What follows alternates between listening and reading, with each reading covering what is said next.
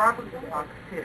Their backyards are disappearing, their property values plummeting. MSD admits it's to blame but refuses to fix it. Contact 2 explains why.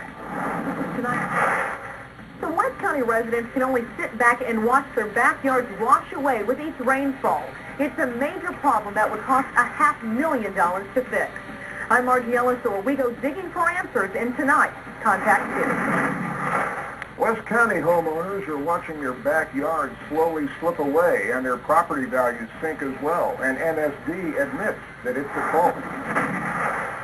It's not unique. It happens a lot of places in the county, but it is one of the more extreme situations.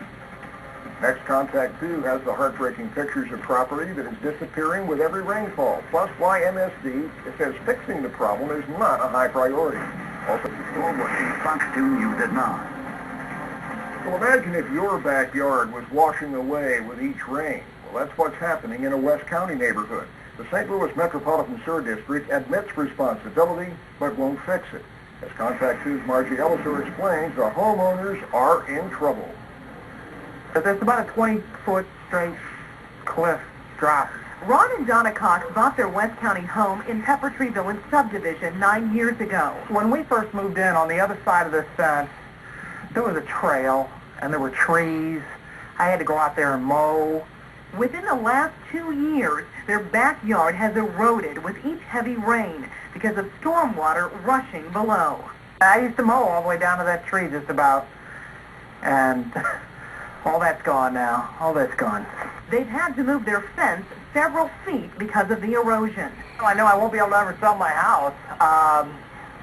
It's coming up to the foundation of our house. Ron uses ropes to keep his wood fence from crashing over the edge and installed another fence to keep his dog safe. You never know, something else might give if you get too close, so that's why this is here. And I figured I could move it in farther as I lose more backyard. Mary Jo Biggs is a trustee for the neighborhood and pleaded with MSD to do something. They basically told me that they did not have money in their budget to fix the problem. If they came out here and saw that this indeed is an emergency situation, I think that they would fix it. But MSD did survey the damage and says the utility doesn't have the $500,000 it would take. The district, however, does not have a funding source right now to provide capital funds in order to provide a solution to this kind of situation. Some property owners pay to have improvements done themselves.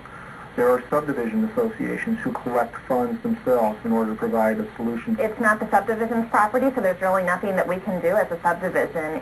It's up to MSD. It's not unusual. It's not unique. It happens in a lot of places in the county, but it is one of the more extreme situations. My biggest concern is my children. David Benine forbids his kids from playing in the yard by themselves. That is so dangerous, and we try to keep the gate back door closed all the time, but, they're kids, they could just easily get behind that and just fall down. These trees show how much land has been lost. They used to be in David's backyard, but he had to move the fence back about 10 feet. Scary.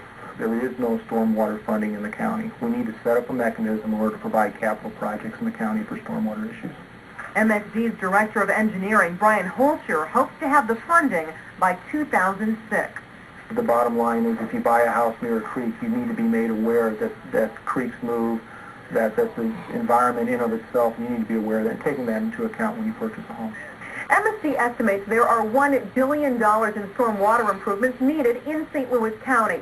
MSD says it would provide a temporary fix in the neighborhood if the utility decides it is an emergency.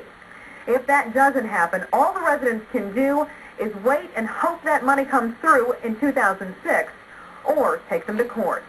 For Contact 2, I'm Margie Ellisor.